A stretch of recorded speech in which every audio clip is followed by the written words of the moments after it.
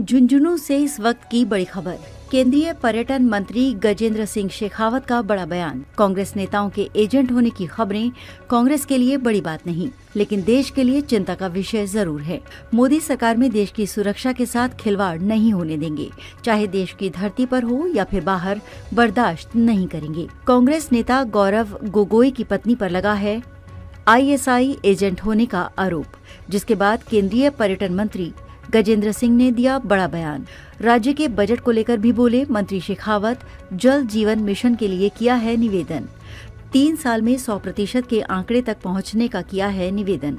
झुंझुनू से इस वक्त की बड़ी खबर मिल रही है। झुंझुनू दौरे पर आए केंद्रीय पर्यटन मंत्री गजेंद्र सिंह शेखावत ने कांग्रेस सांसद गौरव गोगोई की पत्नी के ISI एजेंट होने की खबरों के बाद बड़ा बयान दिया है। उन्होंने झुंझुनू में कहा कि कांग्रेस के नेताओं के एजेंट होने की खबर कांग्रेस के लिए नई नहीं है, लेकिन देश के लिए चिंता का विषय जरूर है। उन्होंने कहा कि प्रधानमंत्री नरेंद्र मोदी की सरकार किसी भी सूरत में देश की सुरक्षा के साथ खिलवाड़ नहीं होने देगी, चाहे खिलवाड़ करने की कोशिश देश की धरती पर हो या फिर देश के बाहर। हमने सर्जिकल स्ट्राइक से दिखाया है कि खिलवाड़ किसी भी सूरत में बर्दाश्त नहीं होगा। इस मौके पर उन्होंने कहा कि राज्य का बजट आने वाला है। हमने राज्य सरकार से निवेदन किया है कि इस बजट में इस तरह की कार्य योजना प्रस्तुत करें ताकि जल जीवन मिशन का कार्य 2028 तक यानी कि विधानसभा चुनाव से पहले पूरा हो जाए। राजस्थान की माताओं और बहनों को सिर पर पानी ढोने से आजादी मिल जाए, हर घर तक पानी पहुंच जाए। उन्होंने कहा कि पिछली सरकार ने उदासीनता और बदनीयती के कारण इस योजना को भ्रष्टाचार की भेंट चढ़ा दिया था। सर्वाधिक संसाधन देने के बावजूद भी कार्य नहीं हुआ था। इस मौके पर उन्होंने दिल्ली के चुनावों में जीत के लिए दिल्ली के लोगों को बधाई दी। उन्होंने कहा कि मोदी की गारंटी के आगे केजरीवाल के झूठ, लूट और भ्रष्टाचार की हार हुई है। अब देश के दिल में भी डबल इंजन की सरकार होगी और जो वादे भाजपा ने किए हैं वो पूरे होंगे। उन्होंने अरविंद केजरीवाल पर आरोप लगाया कि ईमानदारी का लवाजा ओढ़कर राजनीति करने वाले केजरीवाल ने दिल्ली को भ्रष्टाचार की प्रयोगशाला बना दिया था। इस मौके पर उन्होंने पर्यटन को लेकर चर्चा की और कहा कि कोविड के बाद विश्व भर में टूरिज्म की प्राथमिकता बदली है। इसके अनुसार ही अब भारत में एक्सपीरियंस टूरिज्म को बढ़ावा देने के लिए राज्यों से प्लान साझा किया है, जिसमें न केवल एग्रो बल्कि वाइल्ड लाइफ एक्टिविटी, एडवेंचर और नेचुरल टूरिज्म आदि शामिल हैं।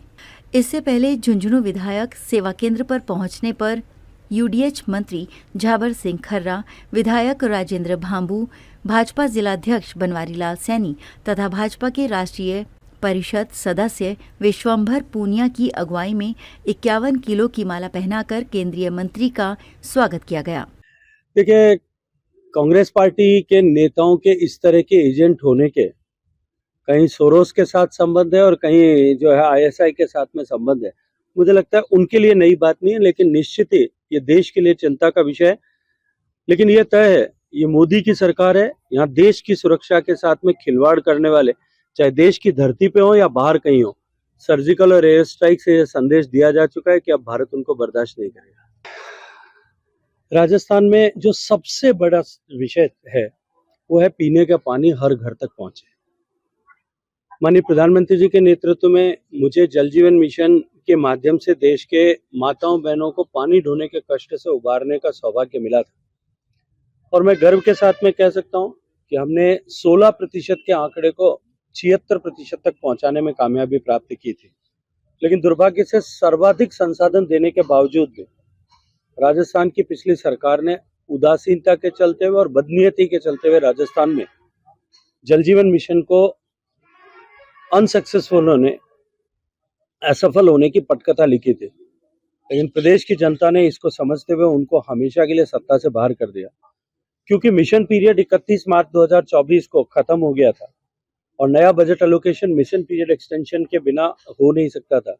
मैं धन्यवाद करूंगा सम्मानीय प्रधानमंत्री जी को कि जो विषय हमने रखा, राजस्थान की माताओं बहनों को जो लगभग 50% आज भी काम शेष था, उसको पूरा करने के लिए न केवल मिशन को एक्सटेंड किया अपितु बजट की उसमें भी घोषणा की है।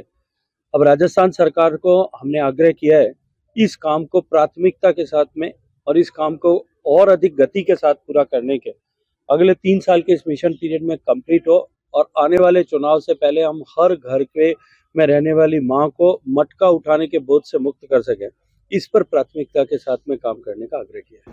देखिए, भारतीय जनता पार्टी की डबल इंजन सरकार ने जिस तरह से अन्य प्रदेशों में उन प्रदेशों के निवासियों, उनकी जनता के लिए सर्वस्पर्शी योजनाएं बना करके और उन प्रदेशों में प्रगति की, उसको देख करके दिल्ली वालों ने भी अपने मन में निश्चित रूप से विचार किया और दिल्ली की जनता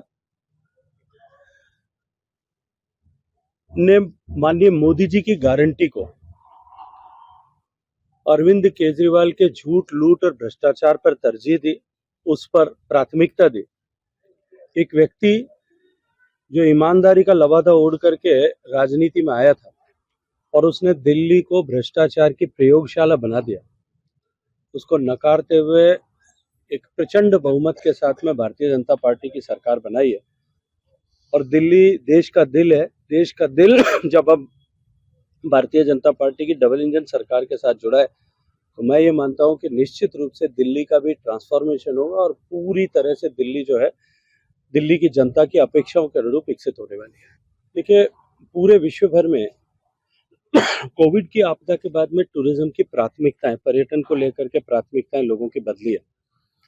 लोगों ने मॉन्यूमेंटल टूरिज्म की जगह एक्सपीरियंशियल टूरिज्म, जहां अनुभव मिल सके, नया अनुभव मिल सके, उसको प्राथमिकता देना प्रारंभ किया है।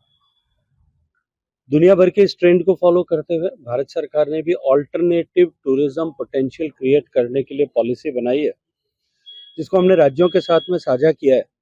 और हम इस तरह के नए डेस्टिनेशंस और सर्किट्स जो एक्सपीरियंशियल टूरिज्म के हैं, वो एग्रो बेस्ड भी हो सकता है, वो वाइल्ड लाइफ बेस्ड भी हो सकता है, वो नेचर बेस्ड भी हो सकता है, वो एक्टिविटी बेस्ड भी हो सकता है, वो एडवेंचर स्पोर्ट्स बेस्ड भी हो सकता है।